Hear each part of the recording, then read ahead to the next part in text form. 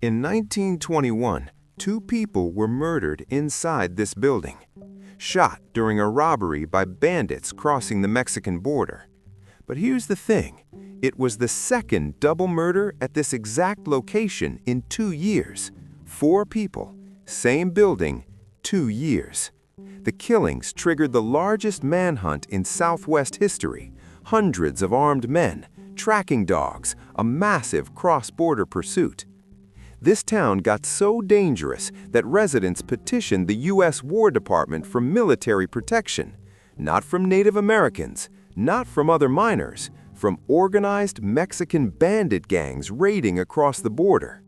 And yet, when modern caretakers are asked about ghosts in Ruby, you know what they say? If there are any, they're pretty nice.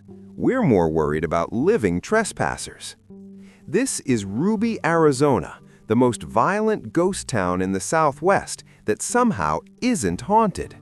Comment right now if you've heard of the Ruby murders before. Early 1850s, American prospectors arrived in southern Arizona and discovered old Mexican mine sites in the Oro Blanco district, white gold. They reworked the abandoned operations, finding gold in the hills, but the real wealth was deeper: lead, zinc, and silver locked in hard rhyolite lock. April 1877, the Montana mine officially opened. The settlement around it was called Montana Camp, a rough collection of tents and shacks for miners working the claim. For decades, it remained small, remote, dangerous. Then, in 1912, everything changed. The mine received major investment, a post office opened, and the town was renamed Ruby, supposedly after the wife of one of the mine's developers, though some say it was named for the red garnets found in the area. Ruby exploded to about 1,200 people almost immediately. By the late 1910s and into the 1930s, nearly 2,000 residents lived here, making it one of Arizona's largest company towns. The Montana mine became the richest lead and zinc producer in Arizona, operating 24 hours a day, stopping only for Christmas and July 4th. Ruby had everything: company housing, a school with 3 teachers for 8 grades, a doctor and infirmary, a mercantile store, even elaborate water infrastructure, a 15-mile pipeline from Mountain Springs, and diesel generators for electricity. It was isolated, yes, miles from any other settlement, pressed against the Mexican border, but it was thriving.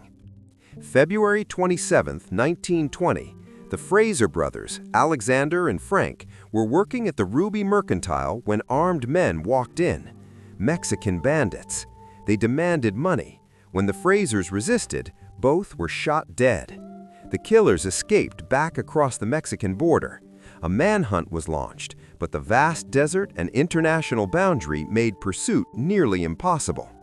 Ruby mourned, buried the Fraser brothers, and tried to move on. But then, August 27, 1921, barely a year and a half later, it happened again at the same building. Frank and Myrtle Pearson had taken over running the store.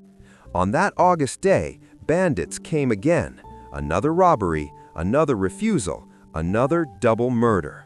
4 people murdered in the same building in less than 2 years. This time, Ruby had enough. What happened next was the largest manhunt in Southwest history at that time. Hundreds of armed men, miners, ranchers, lawmen, volunteers, organized into tracking parties. Bloodhounds were brought in. The pursuit extended deep into Mexico. Quick question for you. If your town experienced 2 double murders in the same spot, would you stay or leave? Drop your answer in the comments. Ruby's residents were terrified, but also furious. They demanded protection. The town petitioned the U.S. War Department for military troops to guard against cross-border raids. Some of the killers were eventually caught and executed, but the damage was done. Ruby's reputation transformed from prosperous mining town to violent border hellhole. Parents began questioning whether raising children here was worth the risk. The isolation that had once seemed manageable now felt dangerous. And then the ore started running out. By 1940, the Montana mine's production peaked and then plummeted. The easily worked deposits were exhausted. Ore quality dropped. Around 1944, large-scale mining ceased. The mine that had operated 24/7 for decades shut down. With no mine, there was no ruby. Company towns live and die with their industry. Families packed up. The company dismantled some buildings for materials. Others were simply abandoned. By the late 1940s and through the 1950s, Ruby was effectively a ghost town. Empty buildings baking in the Arizona sun, slowly weathering into ruins. Then, in 1961, something unusual happened. A group from Tucson purchased the entire ghost town site, all of it. They secured it, stabilized the buildings, and in 1975, Ruby was listed on the National Register of Historic Places. Today, Ruby is one of the best-preserved ghost towns in the Southwest, not reconstructed, not sanitized, but authentically frozen in the 1940s moment of abandonment. Today, Ruby sits on private property, occasionally open for tours. The buildings remain, remarkably intact for an 80-year-old ghost town. The school still has desks, houses still have belongings, and the mercantile still has bullet holes in its walls, silent witnesses to the murders that made Ruby infamous. But here's the ironic twist. Despite the bloody history, despite 4 murders, despite legends claiming the mercantile was built over a cursed grave, nobody reports serious ghost activity. Current caretakers say if there are ghosts, they're pretty nice.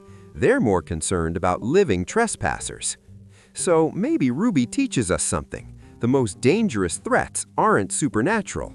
They're the living people who don't respect history. Ruby, Arizona. Too violent for its time, too well-preserved for ghosts. Ruby survived border violence, economic collapse, and 80 years of abandonment, proving that sometimes preservation is more powerful than any ghost story. Thanks for watching. If this story of Arizona's most violent ghost town fascinated you, hit that like button and subscribe. We explore abandoned places, forgotten crimes, and the towns that history left behind. Drop a comment. What other Southwest ghost towns should we cover? And if you visit Ruby, respect it. The living can do more damage than any ghost. Until next time, remember, the dead don't vandalize, the living do.